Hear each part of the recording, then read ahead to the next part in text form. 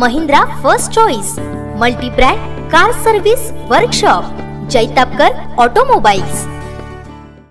शिवसेना भाजप यांच्यातील मतभेद दूर झाले आहेत। दोन्ही पक्षाचे कार्यकर्ते खासदार विनायक राऊत यांना पुन्हा निवडून आणण्यासाठी एक दिलाने काम करणार आहेत।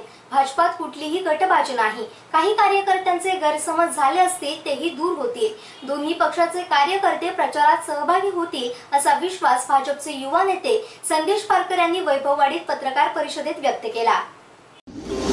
जैतापकर बिल्डर्स अँड डेव्हलपर्स 20 वर्षांपासून गृहस्वप्न साकार करणारं एक नातं विश्वासाचं। एकत्रित जरी सत्तेत असले तरी विरोधामध्ये प्रत्येकाचा त्या ठिकाणी अजेंडा होता आणि काम करत होते।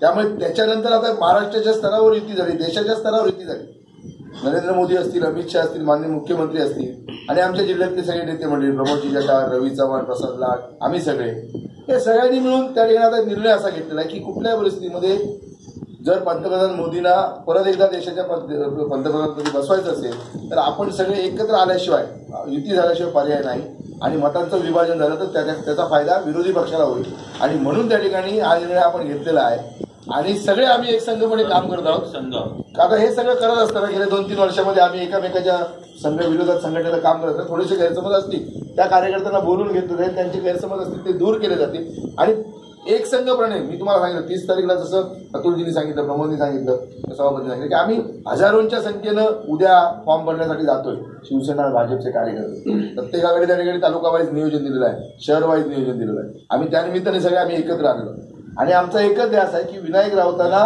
2.5 लाखच्या मताधिक्याने निवडून आणलं आणि आम्ही सगळे एक संघ आहोत। माननीय मुख्यमंत्र्यांनी आदेश दिलाय, पार्टीनं आदेश दिलेला आहे आणि काही कार्यकर्ते ठीक आहे, काही कार्यकर्ते कसं असतं छोट्या छोट्या विषयावरनं गैरसमज असतात, आम्ही दूर करू, मतभेद दूर करू, असतील तर नाही तसंच माझं ठामपणे म्हणणं आहे आणि असतील तर दूर करू आणि त्यांना परत या प्रवाहात आणू।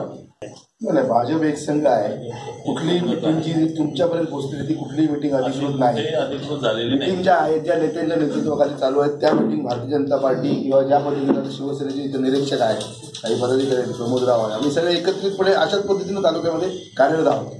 उद्या 30 तारीखला फॉर्म भरल्याच्या नंतर आपल्याला चित्र स्पष्ट होईल पूर्ण। म्हणजे जर कुठे काही कार्यकर्त्यांमध्ये गैरसमज असतील तर ते पक्षपातीवर दूर केले जातील, त्याला सगळ्यांना प्रवाहात आणलं जाईल, प्रचाराच्या प्रवाहामध्ये आणलं जाईल आणि भाजप आणि शिवसेना एकत्रितपणे एक संघपणे एक दिलानं या ठिकाणी प्रचार करणार। काही आता ज्या तुम्ही तुमच्यापर्यंत पोहोचलेल्या बातम्या आहेत आणि त्यांचं काम आहे ना ते, म्हणजे या अभेद्य युतीमध्ये कशी फूट पडेल आणि त्याचा फायदा त्यांना कसा होईल हे आतापर्यंत त्यांचा खेळ आहे, राजकारणात त्यांची नीती आहे।